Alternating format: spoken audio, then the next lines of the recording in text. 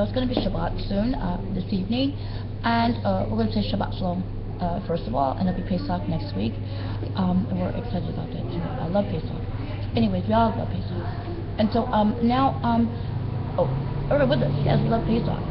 And so first of all, on the way to the internet, H&M, there was a problem. I was sitting there and people bothering me, okay, harassing me, and the woman comes out. You know, we own H&M, okay? We told you what happened, and when we wrote to the court, and told you what happened to our relative, our beloved Abadod Ben Dod Nasik Edgar Brofman, who was a Nazi hunter, and owned H&M, made H&M. Hyman Moritz, we hadn't heard that. We only just left. We were on trial, by the way, in America when they killed all our family members.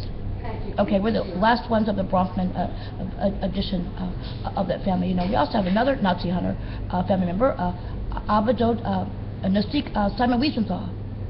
Two of the greatest Nazi hunters there ever were, the Bronfmans and two of the greatest Nazi hunters, Bronfman and Wiesenthal. Okay, so it's all about Nazi hunting because we're king and queen, very rich kingdom. Our people are Jewish, and it's never ever going to be again. We'd hurt us all. I just want to say that to you too now. Quickly, we told you I was pointing at Starbucks. Starbucks is a family-owned business. We told you that people came and tried to go through and get in our things and try to take over the businesses. That's right. And they even tried to take over our things with like a one corporate takeover with a one share. That's why that we knew that he came to try to hurt us. He's not our family. Robert Gates. And we had gotten death threats and everything from him. He threatened us. He came with the people that threatened to kill us on everything. And so he's somebody from over there, one of their generals, and when he bought that stock, he couldn't afford it. He had to take out a stock every month, take out for the price of the stock however many you want, and he said he couldn't afford it. We knew he had just only tried to get into information to try to steal things. Not buy things, try to steal our things and try to say that it was theirs. But it's not theirs. Starbucks is from over here, and we made it, okay? I own the largest portion of Starbucks. All right, so people did bad things and tried to take our things. It was created just like Burger King. So we made Starbucks leave Israel, just like we made Burger King leave Israel, because the bad people tried to hurt us all, had threatened to try to steal the things and hurt us through those companies. Now, you know, people can come into your country and try to take things over through a company. We saw with the bad people tried to hurt us all, including bad Americans. That would be the bad Americans we're talking about, with the Nazis trying to take things. So is there one method of things? I know I'm not talking that loud, but I'm talking to my family and to the court. And I want them to understand that, and to our people. And to anybody else who wants to listen. So they can get their own YouTube accounts and talk whatever they want to, so we can monitor whatever they're saying. YouTube was also made to catch criminals. I want people to know that too. We own that.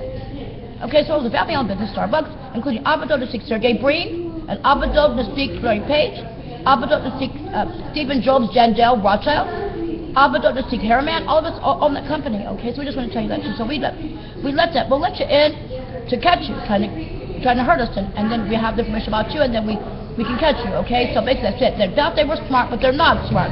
A criminal's very dumb. Now we're going to say another thing about IQ. Your IQ grows 10 times greater than when it's first registered.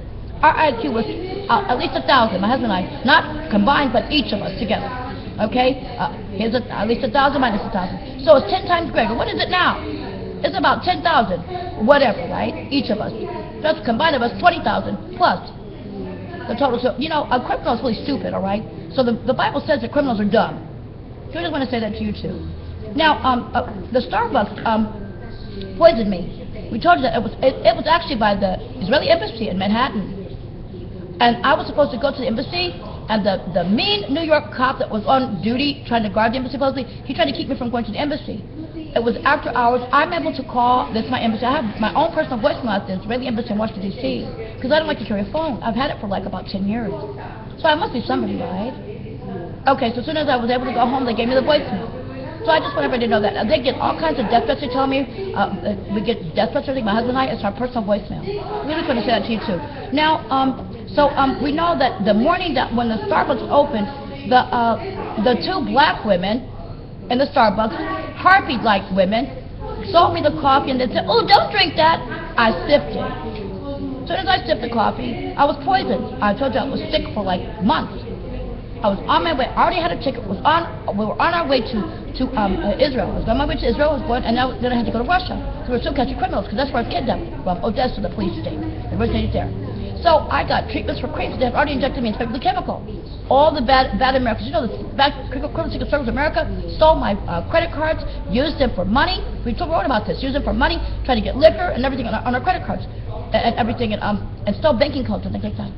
And tried to and sprayed and injected with a chemical. And some Catholic woman in the hospital said, "We can take anything we want from you." She said that to me. Okay, and at the same time, my husband had been shot. So when I got to Russia, and my husband finally came, I wouldn't eat. They told me that something had happened to my husband, I wouldn't eat. Okay, and I just eat to get from point A to point B. They tried to feed me. I wouldn't eat. And then Bush and Condoleezza Rice tried to come to Russia. And they said, "Why are they coming to this airport? They can go to any other airport. You can go to Moscow airport." So I had to leave the airport, and I left. And the next day, they tried to shoot me, and everybody knows it was them. The police in Russia caught them. Caught the people trying to shoot me. Okay, I don't like people walking in front of this because they're really rude. Okay, I don't know these people, and I know they did bad things. All right, so I'm covering it because I don't know who they are. Now, so I want to be able to tell you that so they were caught trying to kill me, kill my husband and me. My husband came finally to see me, and his nose was all balled up in a ball. And I had lost a lot of weight, and I told you that the American Embassy had poisoned me with that poison card. And they were having that so-called public wedding that had already taken place because Henry Hager threatened us with Jenna. Many years ago when we were little kids, they were going to steal our Starbucks and steal our Burger King. And so we just, for Jenna. And so basically, make a long story short, they tried to kill my husband and me. The bullet still in his head. And I cried when I saw him, but I wanted to know that I love him. I told him that and everything. I told him I loved him. And he had brought me money for new clothes and food, and I finally ate French fries. And I wouldn't eat. And so to make a long story short, so that's what happened. So, but before all of that, they had tried to rape me in a public building. They took me someplace for crooked police and took my clothes, searched me, and then when they gave my clothes back, the underwear were missing. So I went to this place because there was no place to get underwear, and the guards in the building tried to. It was a public building, and they tried to get me downstairs and rape me. But the other guards said, "Don't go downstairs," and so it was throttled. And that contractor for the security, they were fired and were going to put in a paper. We wrote about that too. This is going to go out, and we'll make another video.